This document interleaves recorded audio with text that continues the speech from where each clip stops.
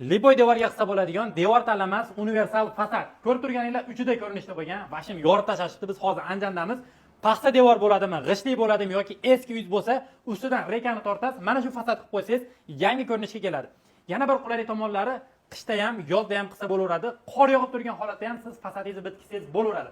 Hozir bu layklanmagan ko'rinishi. Layklangandan keyin vobshim shikolat holatga keladi. Buni 1 kvadrat metri 95 ming so'mdan ekan.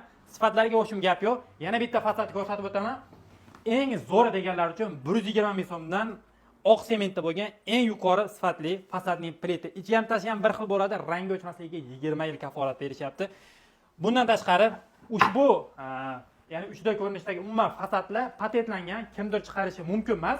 Endi chiqarish uchun siz Gotero fasadda hamkoriga aylanishingiz kerak. Bu yerda qoliplari bor. Bemalol hamkorlikda qoliplarni xarid qilib, o'zingizda davlatingizda, o'zingizda shahringizda ishlab chiqarishingiz mumkin. O'rgatib qo'yishlar mutlaqo bepul. 1 kvadratli shunaqangi sifatli qoliplar 195 dollardan bo'lyapti ekan. Boshlab olish uchun minimalni 3000 dollar pul kerak bo'ladi. 3000 dollar bilan 10 kvadrat qolip olib ishlab chiqarishda yo'lga qo'ysangiz bo'ladi. 21 turdagi, mingdan ortiq turdagi qoliplar bor, xudo xolasa. Laklangan holati siz devoringizda shunaqa ko'rinishda bo'ladi.